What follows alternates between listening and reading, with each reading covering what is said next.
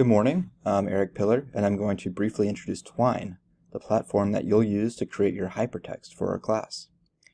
You can access Twine at this URL, twinery.org. But first, a word of caution. I highly recommend that you use Chrome, Firefox, or really just about any browser other than Safari if you're going to be working with the online, browser-based version of Twine.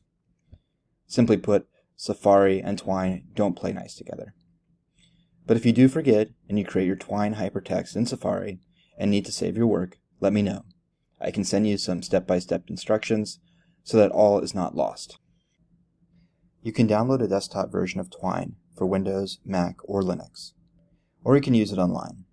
All the versions look and work pretty much the same. For our purposes, I'll show you the online version. I'll start by clicking Use it online. Let's create a new hypertext by clicking on Story. Then, let's give our story a title. How about we call it Two Doors? We can always change it later. Now we're in the main view of the platform. Each white square is a node in the hypertext, or a passage, as Twine calls it. The green circle with the rocket icon simply means that this is where our reader will start. Let's double-click to edit the node. It's helpful to give each node a concise, memorable title. Your reader won't see the titles of nodes, but will need to refer to them from time to time. Let's title this first passage, Start. Ignore these editor commands for now and click on the main text editor. If we select all the text here and delete it, notice that a useful cheat sheet will appear. The most important information on this cheat sheet is how to add links using double square brackets. We can also type text directly into the editor, and we can format the text too, making our writing italicized, bold, and so on. I'll go ahead and get us started. You awaken in a small, dimly lit room, decorated with yellowed floral wallpaper. The room is empty apart from two doors on the opposite wall.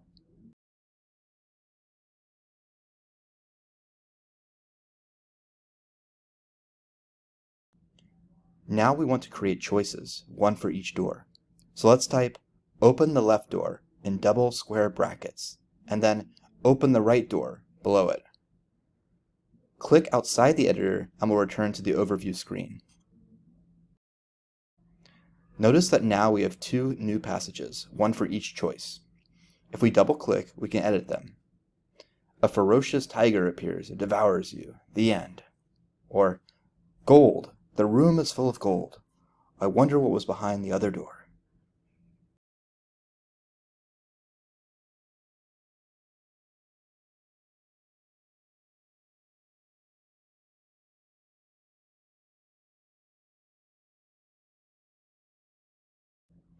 Now imagine that we'd like to continue our hypertext by branching further off the right door path. One approach could be to create a new node and then link to it. Click Passage in the bottom right. Let's title this one Angry Leprechaun. And what should we write? How about this? A leprechaun charges at you from the shadows. You are knocked unconscious, so you're not aware when, not much later, you're properly prepared and used as the main ingredient in the leprechaun stew. The end.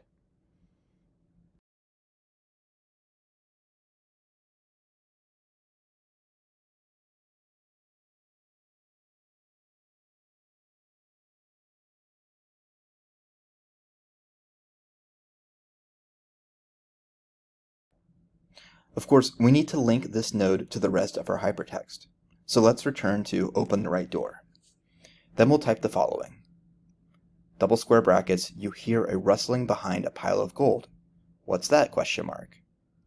Hyphen, greater than sign, angry leprechaun, double square brackets.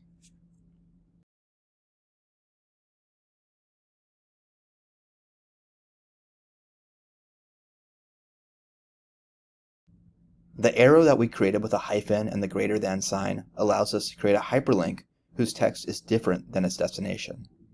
And because the node Angry Leprechaun already exists, note that on the overview screen, we now have a unidirectional arrow connecting the passages or the nodes. Let's go back to the right door path and add one more choice. Double square brackets, ignore it and return to where you came from. Hyphen, greater than sign, start, double square brackets.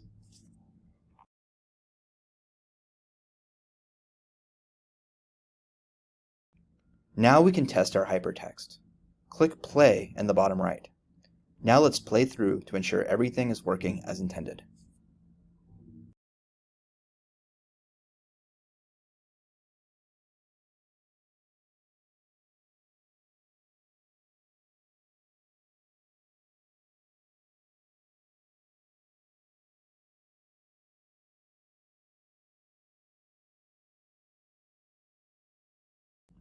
Beautiful.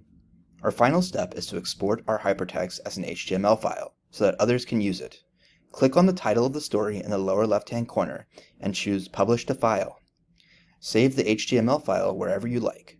This is the file that you'll submit. If you want to work on your hypertext across multiple sittings, you can also use this HTML file to restore your work on Twine. Simply return to the initial screen and drag your HTML file into the interface. Some important notes. If you use the online version, your work is saved in your browser's local data. So if you clear your local data or try to open Twine in another browser, or even in a private tab, your work won't be there anymore. It's best to err on the side of caution and save often by exporting your hypertext from time to time as an HTML file.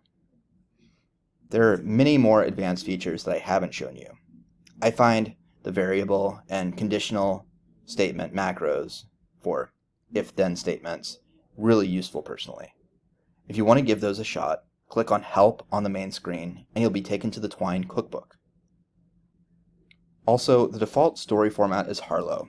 I'd stick with that unless you really know what you're doing.